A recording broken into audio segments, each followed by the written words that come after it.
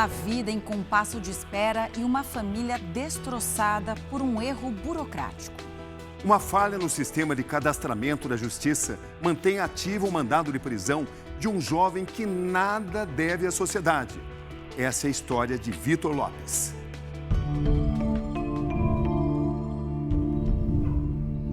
Já são quase 7 anos de um pesadelo que parece não ter fim.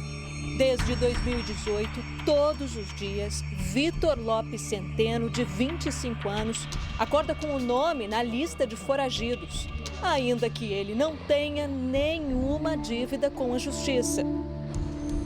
Você não é bandido? Não, sou trabalhador, sempre fui. E um sistema diz que você é? É, sistema. Sistema diz o contrário da minha vida. Uma família foi destruída. Eu me separei. O pai dele começou a beber muito, né? Eu trabalhava pensando na situação dele. Quando eu saía para trabalhar, eu passava em frente ao quarto dele, eu não via ele deitado lá, eu já pensava na situação que ele estava, sem merecer. Mas como um homem pode ser procurado e até mesmo preso por um crime que nunca cometeu? E mais, em um caso que já houve julgamento e ele foi considerado inocente. Para entender melhor essa história, é preciso voltar a agosto de 2018. Um casal teve o carro roubado a mais ou menos uns 2 quilômetros daqui. E o veículo foi encontrado 3 dias depois, nessa rua.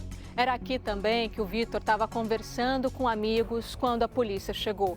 Isso bastou para que ele fosse apontado como um dos autores desse roubo e levado preso. Aí começaram a perguntar da chave, eu sem saber do que se tratava, de que chave seria. Aí eles começaram a bater na gente, algemaram a gente e colocou a gente sentado em cima da mão. Bateram muito nele, né? Bastante. E uma amiga viu e veio aqui correndo me chamar, falando que a polícia estava batendo nele. E eu saí desesperada atrás. Vitor foi apontado pelas vítimas como o assaltante, reconhecido por uma foto, mas elas voltaram atrás. Viu que tinha cometido um erro, que eles estavam acusando um homem inocente.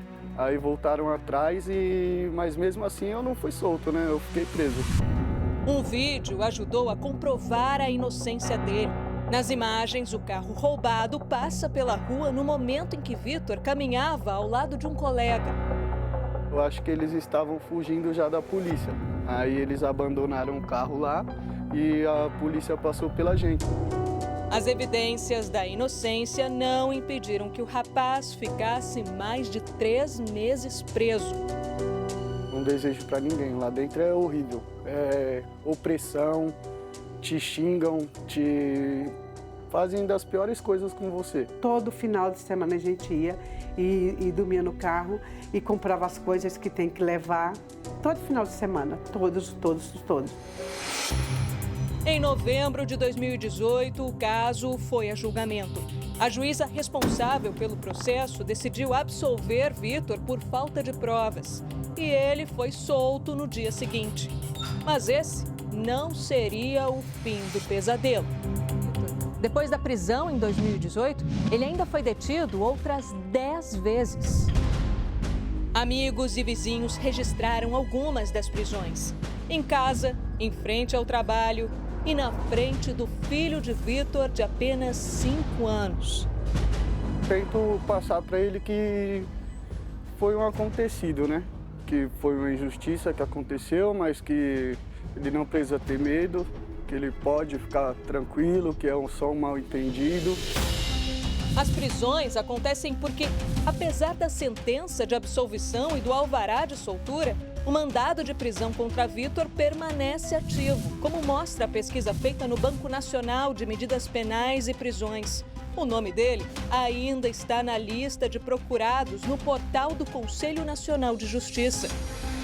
Vitor, lá em 2018, você tinha 19 anos. Isso. E você já era um rapaz muito trabalhador, né? Você já era do corre, digamos assim. Você tinha 2 empregos naquela época? Sim, eu tinha 2 empregos. Depois que você foi preso, o que aconteceu? Você perdeu os 2 empregos? Sim, eu perdi os 2 empregos. Bom, aí para conseguir uma renda, porque além de tudo você tem pensão para pagar pro seu filho, né? Sim. Você comprou essa moto aqui. Isso, eu comprei essa moto. E hoje você trabalha em cima dela fazendo entregas. Isso, eu trabalho com ela fazendo entrega. E toda vez que você passa em radar inteligente, isso aciona a polícia por causa do mandado em aberto? Sim, porque consta que eu tô procurado, né? Em nota, a Secretaria de Segurança Pública de São Paulo justificou as abordagens e prisões com cumprimento do mandado de prisão preventiva inserido no Banco Nacional de Mandados de Prisão, mantido pelo Conselho Nacional de Justiça, e afirmou que eventuais inconsistências ou divergências devem ser analisadas e deliberadas pelo Poder Judiciário. É absolutamente incomum, não é? Que é uma pessoa que tem um mandado de prisão, depois de revogado o mandado de prisão ou depois de uma sentença absolutória, que o seu nome continue, não é, no rol de procurados. Isso são exceções ao nosso sistema. O advogado criminalista destaca que o problema está no cartório. O cartório tem que fazer uma comunicação dentro do sistema do CNJ para que este mandado específico seja baixado. Então não é um ticar, mas tem um processo interno para fazer essa baixa. É um processo comum de todos os dias do nosso sistema judiciário. O Domingo Espetacular solicitou o posicionamento do Tribunal de Justiça de São Paulo, mas não tivemos retorno.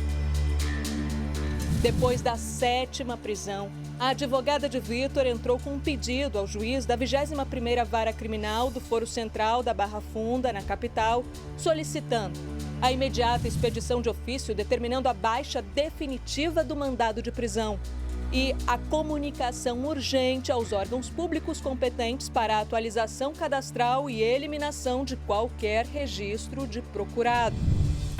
Enquanto a resposta não vem, a única forma de Vitor se defender é sempre carregar os documentos que comprovam que ele nada deve à justiça. Para a advogada, o que acontece é uma sucessão de erros. Ter uma sentença que te absolveu, ser capturado uma vez, ser levado em delegacia, tá lá a averiguação de que você é inocente. Ok, houve um erro, vamos corrigir o erro. O problema é que são reiteradas vezes, foram 10 vezes, né? Isso sem mencionar as vezes que a polícia invade a casa, sem o mandado, entra, algema. Segundo ela, a falha na atualização do sistema configura grave violação da dignidade da pessoa humana, violação à honra e à imagem, erro judiciário materializado. O que a gente busca agora é a justiça, né? Que ele seja reparado, indenizado por isso, né? Porque isso não pode ficar impune. Enquanto tudo isso não se resolver, Vitor não consegue seguir em frente na vida profissional. Não adianta ele tentar se colocar agora, porque ele está sendo procurado. Se ele sair na rua agora, ele vai preso. Se ele for no poupa-tempo, em algum outro lugar, disso para falar, ele vai preso. Trabalho somente sem registro, como prestador de serviço. O Vitor está trabalhando conosco há aproximadamente 3 anos. O empresário descobriu o mandado de prisão em aberto após uma abordagem da polícia na porta da loja.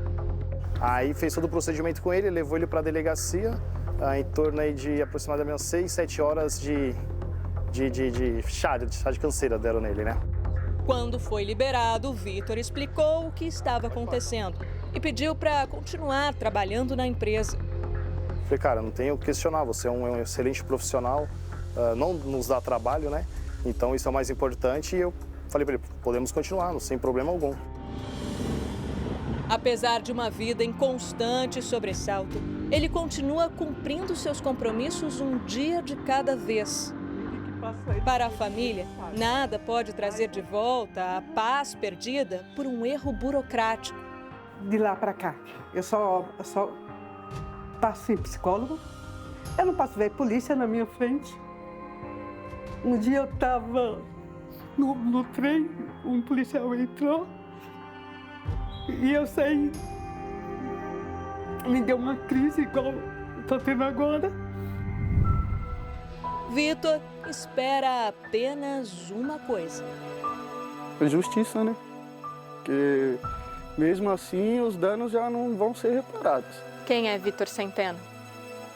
Eu sou honesto, trabalhador, esforçado, corro atrás das minhas coisas e amo minha família.